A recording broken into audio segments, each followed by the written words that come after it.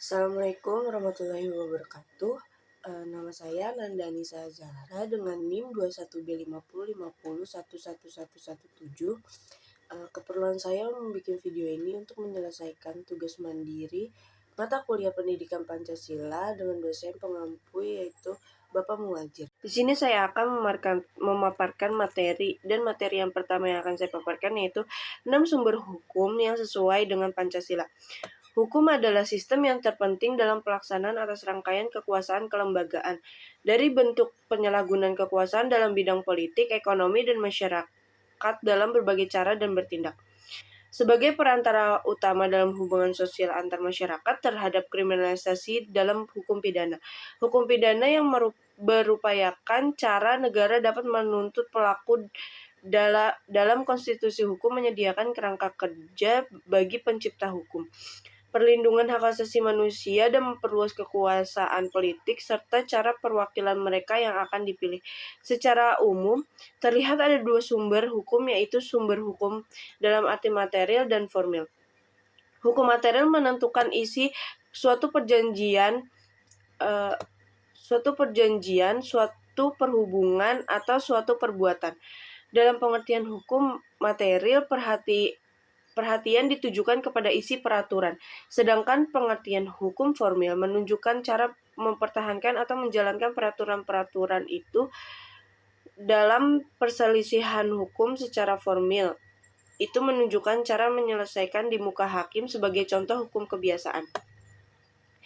Selain dilihat dari pengertiannya, hukum formil dan hukum material sebagai contoh hukum positif dapat dibedakan berdasarkan perbedaan hukum formil dan material. Secara yuridis, sumber hukum terdiri dari sumber hukum formal dan material. Sumber hukum material ialah sumber hukum yang dilihat dari segi isinya. Misalnya, KUHP segi materialnya adalah pidana umum, kejahatan, dan pelanggaran. KUHP Perdata mengatur masalah orang sebagai subjek hukum, benda sebagai objek, perikatan, perjanjian, pembuktian, dan daluarsa sebagaimana fungsi hukum menurut para ahli. Sumber hukum material ini merupakan faktor yang mempengaruhi materialisasi dari aturan-aturan hukum atau tempat di mana materi hukum itu diambil untuk membantu pembentukan hukum. Sebagai contoh hukum yang mendidik, dan faktor tersebut adalah faktor ideal dan faktor kemasyarakatan. Faktor ideal adalah patokan-patokan yang tetap mengenai keadilan yang harus ditaati oleh para pembentuk ataupun para pembentuk hukum yang lain dalam melaksanakan tugasnya. Faktor kemasyarakatan adalah hal-hal yang benar-benar hidup dalam masyarakat dan tunduk pada aturan-aturan yang berlaku sebagai petunjuk hidup masyarakat yang bersangkutan. Contohnya struktur ekonomi, kebiasaan, adat istiadat, dan lain-lain. Faktor-faktor kemasyarakatan yang mempengaruhi pembentukan hukum yaitu struktural ekonomi dan kebutuhan-kebutuhan masyarakat, antara lain kekayaan alam, susunan geologi, perkembangan perusahaan, dan pembagian kerja. Kebiasaan yang telah membaku dalam masyarakat yang telah berkembang dan pada tingkat tertentu ditaati sebagai aturan tingkah laku yang tetap. Hukum yang berlaku, hukum tata negara lain, keyakinan tentang agama, dan kesusilaan. Selanjutnya, materi yang akan saya paparkan yaitu tentang penegak hukum. Penegak hukum adalah proses yang dilakukan sebagai upaya untuk tegaknya norma-norma hukum secara nyata sebagai pedoman perilaku dalam kehidupan bermasyarakat dan bernegara, sebagaimana ditegaskan dalam Undang-Undang 1945 ayat 1, Pasal 1 ayat 3, yaitu negara Indonesia adalah negara maju. Selain itu, masyarakat akan tetap menjadi hukum sebagai suatu tindakan etis dalam berperilaku yang baik dalam berbangsa dan bernegara. Dengan demikian, penyimpangan hukum dengan melibatkan aparat penegak hukum akan berkurang, dan masyarakat pun tidak akan bermain-main dengan memutarbalikkan hukum yang ada. Sebaliknya, jika penegak hukum sudah kehilangan hati nurani dalam menegakkan hukum, maka masyarakat pun akan mencari celah sebagai peluang untuk melakukan pelanggaran hukum dan melibatkan penegak hukum. Hukum yang menjadi panglima dalam kehidupan bernegara akan dikesampingkan oleh oknum-oknum penegak hukum. Sumpah jabatan akan terjual pada nafsu pemenuhan kebutuhan kepentingan pribadinya. Institusi tidak lagi memiliki kekuatan dan mengontrol dan mengawasi anggotanya. Akibatnya, legitimasi institusi hanya akan menjadi tunggangan dalam melakukan tindakan penegakan hukum. Institusi tidak lagi memiliki kemampuan untuk memberdayakan para penegak hukumnya dalam menjalankan tugas dan tanggung jawab sebagai penjamin tegaknya keadilan di tengah-tengah masyarakat. Sudah bukan rahasia lagi bahwa penegak hukum di Indonesia sudah sangat memprihatinkan. Bahkan anehnya, oknum tertentu menjadi tidak jera untuk terus melanggar hukum dan secara tidak langsung akan membuat mereka menjadi sangat terlatih untuk menyiasati jika terjadi pelanggaran-pelanggaran hukum yang dilakukan. Malah sebagai besar anggota kini telah terlatih benar bagaimana cara mempengaruhi proses hukum yang berjalan agar ia dapat terlepas dari jerat hukuman. Sehingga tidak mengherankan jika masyarakat pun begitu banyak yang kita temukan tidak patuh pada hukum. Sekarang ini hukum hanya tegas pada mereka yang tidak berdaya. Begitu banyak orang yang dihukum bukan karena kesalahan yang dibuat, sementara mereka yang jelas-jelas bersalah bisa lenggang kangkung. Selagi-lagi asal punya backing para penguasa, baik petinggi pada tingkat institusi yang sedang memprosesnya, bahkan elit negeri ini pun seringkali berada di baliknya. Wibawa hukum hanya akan dapat disarankan jika penegak hukum negeri ini sungguh-sungguh mempunyai komitmen yang kuat terhadap kebenaran atau takut akan Tuhan. Konsisten dan kontinu menegakkan hukum tanpa diskriminatif. Jika hukum diberlakukan secara diskriminatif, penegak hukum tidak akan dipercaya lagi sebagai benteng terakhir untuk memperjuangkan hak dan keadilan. Seperti kita ketahui bahwa tujuan akhir penegakan hukum itu adalah untuk mendapatkan keadilan di dalam masyarakat dalam bentuk kepastian, kemanfaatan, dan keterlibatan yang benar-benar terselenggarakan secara transparan, akuntabel, dan responsibel. Untuk mengatasi hal tersebut, keterbukaan atau transparansi mutlak harus selalu dilakukan, karena dengan demikian akan melahirkan objektivitas yang tinggi, sedangkan akuntabilitas akan berdampak pada kehidupan manusia yang memiliki parameter. Adapun responsibel penting mengingat manusia sebagai makhluk yang bermartabat pada akhirnya akan mempertanggungjawabkan segala perbuatannya di hadapan penciptanya. Jika saja setiap penegak hukum mampu berperilaku sesuai dengan apa yang mereka yakini sebagai tugas dan panggilannya, keadilan dan kebenaran akan ditegakkan di bumi Indonesia, sehingga masyarakat akan menjadikan hukum sebagai suatu tindakan etis dalam berperilaku yang baik dan berbangsa dan bernegara. Begitu juga berdasarkan penjelasan Undang-Undang 1945, dikatakan bahwa negara Indonesia adalah negara hukum, bukan negara berkekuasaan. Hal ini tentunya sejalan dengan Pancasila yang merupakan dasar pembentukan Negara Kesatuan Republik Indonesia. Sebagai dasar negara, Pancasila mempunyai kekuatan mengikat secara yuridis seluruh tatanan hidup bernegara yang bertentangan dengan Pancasila tidak berlaku. Dengan demikian, penetapan Pancasila sebagai dasar falsafah negara berarti bahwa moral bangsa menjadi moral negara. Hal ini berarti bahwa moral Pancasila telah menjadi sumber tata tertib negara dan sumber tertib hukumnya, serta jiwa seluruh kegiatan negara dalam segala bidang kehidupan. Jelaslah hal ini membawa konsekuensi bahwa negara termasuk di dalam lembaga-lembaga negara yang lain dalam melaksanakan tindakan apapun harus dipertanggungjawabkan secara hukum.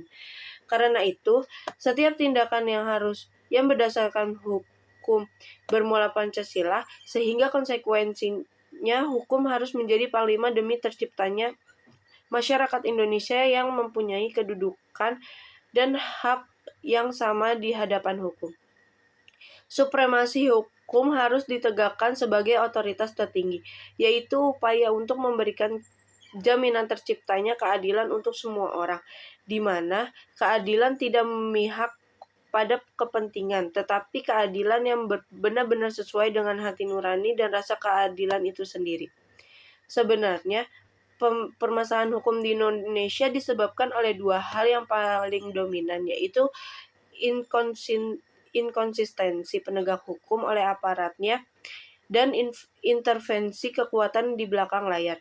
Inkonsistensi penegak hukum terus-menerus selama puluhan tahun akan berdampak pada masyarakat yang apatis bila mereka tidak bersangkut paut langsung dengan masalah yang terjadi. Namun bila mana mereka sendiri yang bersangkut dalam suatu masalah, tidak jarang mereka akan memanfaatkan konsistensi penegak hukum tersebut.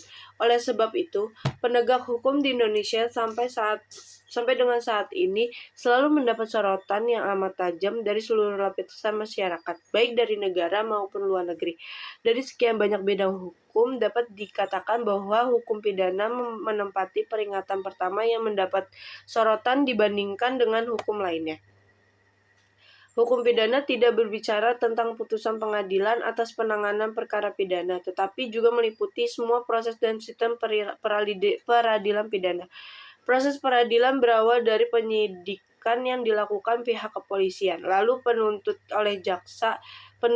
oleh jaksa dan berpuncak pada penjatuhan pidana oleh hakim. Selanjutnya diakhiri dengan pelaksanaan hukuman itu sendiri oleh lembaga permasyarakatan. Penyimpangan hukum dengan melibatkan aparat penegak hukum pun tidak akan jadi lagi, dan masyarakat tidak akan berani main-main atau memutarbalikkan hukum yang ada. Inilah realita penegakan hukum yang terjadi di negara tercinta kita, bagaikan hukum rimba. Siapa yang kuat, dialah yang menang. Sedangkan penegak hukum itu tidak hanya sekadar mencari jabatan atau lapangan kerja, tetapi justru menjadikan penegak hukum sebagai jalan hidup, karena menjalankan profesi sebagai penegak hukum adalah tugas yang sangat mulia, bukan saja dalam arti fisik, melainkan juga lebih sebagai ibadah. Pancasila sebagai falsafah atau pandangan hidup bangsa Indonesia pada hakikatnya merupakan nilai yang menjadikan Pancasila sebagai sumber dari segala penjabaran norma hukum, norma moral, dan norma kenegaraan. Norma kenegaraan yang dimaksud adalah salah satunya adalah etika politik. Dalam pelaksanaan dan penyelenggaraan negara, etika politik menuntut agar kekuasaan negara dijalankan sesuai dengan norma tertentu, yaitu asas legalitas atau legalitas hukum yang dijalankan sesuai dengan hukum yang berlaku, disahkan dan dijalankan secara demokratis, dilaksanakan berdasarkan prinsip-prinsip moral atau tidak bertentangan dengan moral yang berlaku. Makna Pancasila sebagai sumber etika politik dalam pelaksanaan dan penyelenggaraan negara, seluruh aspek yang menyangkut kekuasaan, kebijakan yang berkaitan dengan publik, dan pembagian kewenangan harus berdasarkan legitimasi moral religius. Sesuai dengan sila pertama Pancasila, yaitu ketuhanan yang Maha Esa, dan sila kedua yaitu kemanusiaan yang adil dan beradab. Selain itu, penyelenggaraan negara juga harus berdasarkan legitimasi hukum, yaitu prinsip legalitas. Disebut dalam pasal 1 ayat 3 Undang-Undang 1945 bahwa negara Indonesia adalah negara hukum. Maka keadilan dalam hidup bersama harus sesuai dengan sila kelima Pancasila, yaitu keadilan sosial bagi seluruh rakyat Indonesia. Keadilan sosial merupakan tujuan kehidupan negara. Segala kebijakan, kekuasaan, dan kewenangan dalam menyelenggarakan negara harus berdasarkan hukum yang berlaku. Negara berasal dari rakyat dan segala kebijaksanaannya senantiasa untuk rakyat. Sesuai dengan sila keempat Pancasila, maka rakyat merupakan asal mula kekuasaan negara. Dalam pelaksanaan politik praktis, hal-hal yang menyangkut kekuasaan eksekutif, legislatif, dan yudikatif harus berdasarkan legitimasi dari rakyat dan legislatif demokrasi. Contohnya adalah kebijakan harga bahan bakar atau BBM, tarif dasar listrik, tarif telepon, kebijakan ekonomi mikro dan makro, serta informasi infrastruktur politik yang harus didasarkan legitimasi hukum, demokrasi, dan moral. Ditinjau dari rumus rangkaian kesatuan setiap sila dalam Pancasila, maka terkait masalah etika, lebih khususnya etika politik Pancasila sangat berhubungan dengan sila kedua. Oleh sebab itu, rumus rangkaiannya dengan keempat sila yang lainnya adalah seperti ini. Etika politik Pancasila adalah perbuatan atau perilaku politik yang selaras dengan kemanusiaan yang adil dan beradab, yang bersila ketiga, bersila keempat, bersila kelima, dan bersila kesatu. Etika politik Pancasila dan filsafat politik Pancasila. Etika politik Pancasila merupakan percabangan dari filsafat politik Pancasila yang memandang baik dan buruknya suatu perbuatan maupun perilaku politik dengan dasar filsafat politik Pancasila.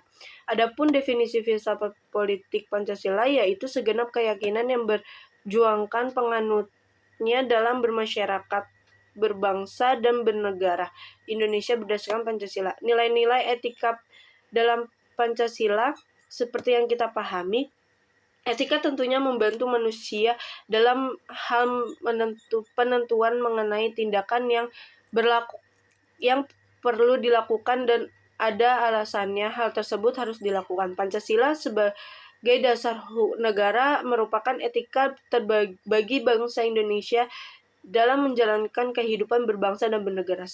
Sedangkan nilai-nilai etika yang dapat kita temukan dalam Pancasila dimanifestasikan dalam bentuk tatanan sebagai berikut.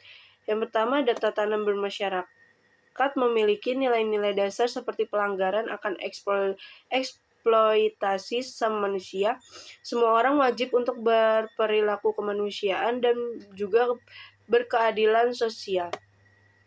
Tatanan bela negara, hak dan kewajiban warga negara untuk membela negara, tatanan pendidikan dengan tujuan mencerdaskan kehidupan bangsa, tatanan berserikat, berkumpul, dan menyatakan pendapat, dan tatanan kesejahteraan sosial dengan dasar kemakmuran bagi seluruh masyarakat Indonesia. Contoh penerapan etika politik Pancasila. Contoh kasusnya dapat kita temukan dalam kegiatan kampanye sesuai dengan etika Pancasila. Dalam kampanye, orang-orang dapat menjalankan dengan caranya, akan tetapi harus tetap dengan memegang prinsip sebagai berikut. Berkampanye dengan tetap mengusung nilai-nilai kemanusiaan. Contohnya, dengan tetap menjaga keamanan pihak lain, tidak merugikan orang lain, dan menjaga hubungan baik dengan sesama agar tetap harmonis. Sehingga bentrokan tidak akan pernah terjadi. Hal ini berdasarkan pada sila ketiga.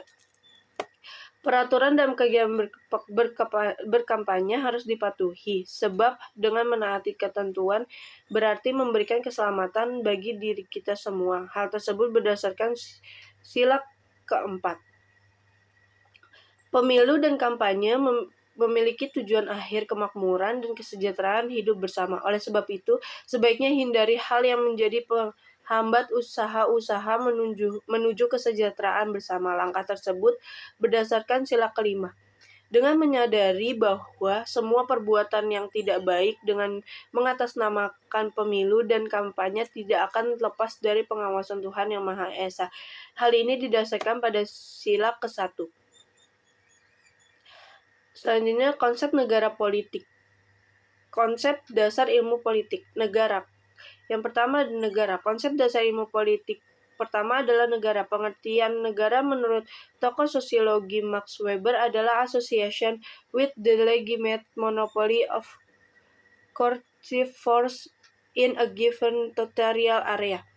Bagi Weber, negara merupakan asosiasi dengan monopoli kekuatan koersif yang sah di wilayah teritorial tertentu. Oleh sebab itu, negara menjadi pusat kajian ilmu politik yang meliputi lembaga-lembaga kenegaraan sekaligus bentuk formalnya.